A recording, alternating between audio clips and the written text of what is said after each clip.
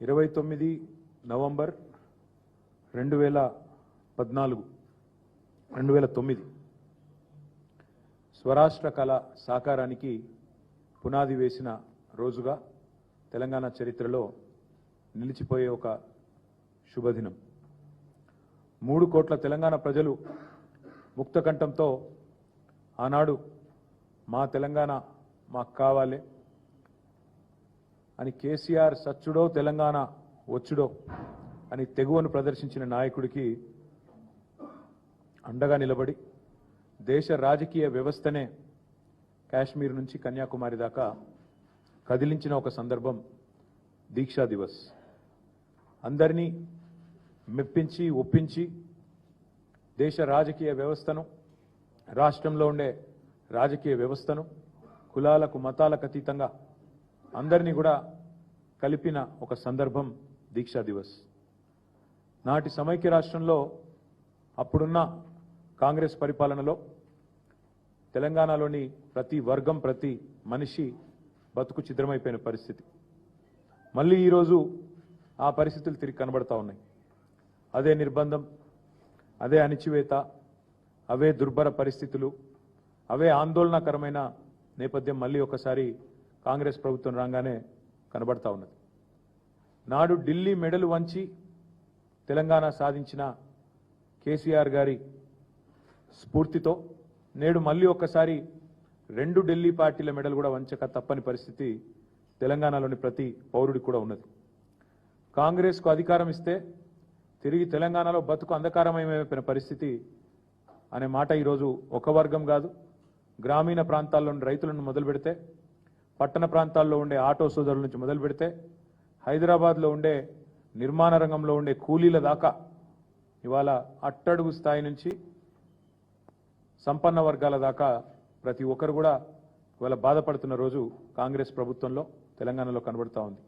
అందుకే ఈ దీక్షా దివస్ నుండి స్ఫూర్తి పొంది 15 ఏళ్ల కిందట కేసీఆర్ గారు ఎట్లయితే ఆనాడు తన సంకల్ప బలంతో అందరినీ కూడా ఒప్పించి మెప్పించి అందరినీ కలిపి ఏ రకంగానైతే ముందుకు పోయినామో అదే పద్ధతిలో కాంగ్రెస్ కబంధ హస్తాల నుండి 4 కోట్ల తెలంగాణ ప్రజలను కాపాడుకోవడానికి మరో సంకల్ప దీక్ష కూడా చేపట్టాల్సిన తరుణం ఆసన్నమైంది. ఆనాడైనా ఈనాడైనా ఏనాడైనా తెలంగాణకు పెద్దలు ప్రొఫెసర్ జయశంకర్ గారు ఇప్పుడు చెప్పేది స్వీయ రాజకీయ అస్తిత్వమే శ్రీరామ రక్ష అని చెప్పేది. ఈరోజు కేసీఆర్ గారి రూపంలో ప్రజలు తిరిగి మళ్ళీ ఒక్కసారి కేసీఆర్ గారి నాయకత్వాన్ని, ఆ పాలనను, ఆ పరిస్థితిని ఏదైతే తిరిగి కోరుకుంటా ఉన్నారో దానికోసం అందరం కూడా మా పార్టీ శ్రేణులు ఉద్యుక్తులై కలిసికట్టుగా ముందుకు పోవాల్సిన సందర్భం.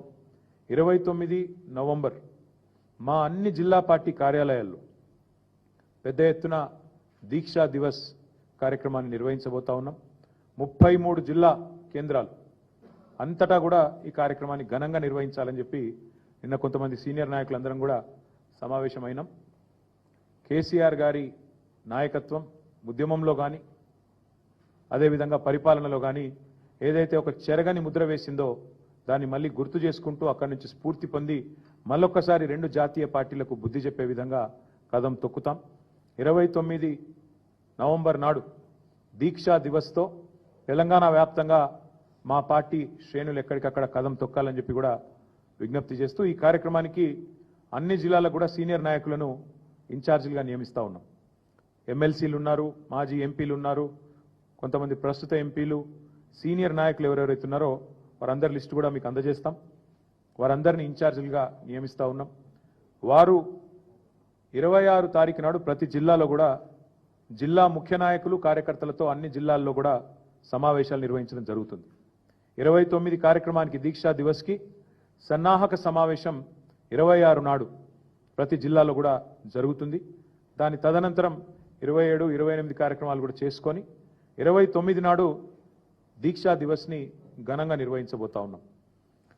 ఎక్కడైతే కేసీఆర్ గారు అల్టిమేట్గా తన దీక్షను ఫలవంతం చేసి ఆనాడు తెలంగాణ ప్రజల దశాబ్దాల కోరిక అయిన తెలంగాణ రాష్ట్రాన్ని సాధించడంతో డిసెంబర్ 9 నాడు ముగించారో ఆ రోజు డిసెంబర్ 9 నాడు మేడ్చల్లో తెలంగాణ తల్లి విగ్రహావిష్కరణతో డిసెంబర్ 9 నాడు ఘనంగా దీక్షా దివస్, నవంబర్ 29 డిసెంబర్ 9 నాడు తెలంగాణ తల్లి విగ్రహావిష్కరణ మేడ్చల్లో మా పార్టీ మొత్తం పాల్గొని బ్రహ్మాండంగా ఈ 11 రోజుల దీక్షను ఎంత ఘనంగానైతే ఆనాడు కేసీఆర్ గారు ఒక ప్రకటన సాధించి విజయవంతంగా ముగించారో అదే స్థాయిలో మరి డిసెంబర్ 9 నాడు ఉత్సవాలు జరుపుకుంటూ తెలంగాణ తల్లికి ప్రణమిల్లుతూ మేమందరం కూడా ఆ రోజు డిసెంబర్ 9ను కూడా ఘనంగా మేడ్చల్లో జరుపుకుంటాం. అందులో మా పార్టీ నాయకత్వం మొత్తం కూడా పాల్గొంటుంది.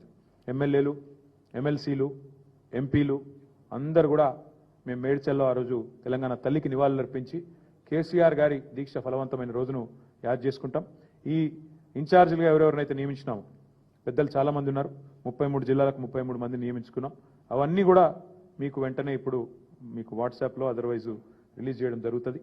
అదే మాదిరిగా కేసీఆర్ గారి దీక్షలో నిమ్స్ హాస్పిటల్ పాత్ర కూడా శ్లాఘనీయమైనది, ఘనమైనది. నిమ్స్లో ఆ రోజు నిమ్స్ ఒక కథన రంగంగా మారిపోయిన పరిస్థితి, మొత్తం ఉద్యమానికే కేంద్ర బిందువుగా మారిన పరిస్థితి నిజాం హాస్పిటల్.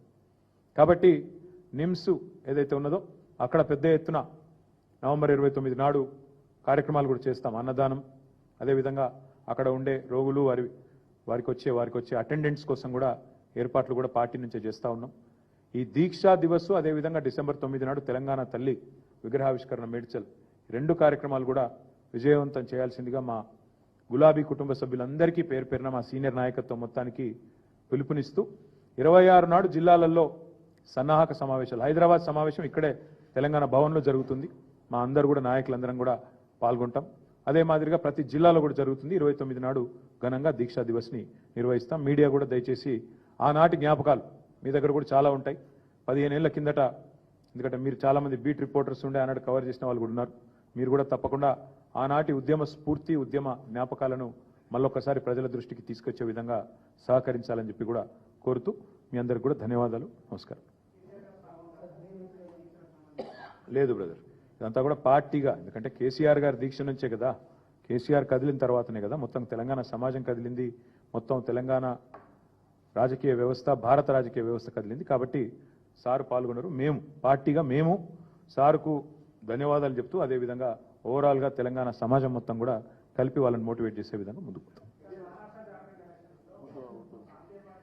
ఇక నేను నిన్ననే చెప్పినా మళ్ళీ ఎందుకు, ఇక నిన్ననే చెప్పినా మళ్ళీ వద్దు.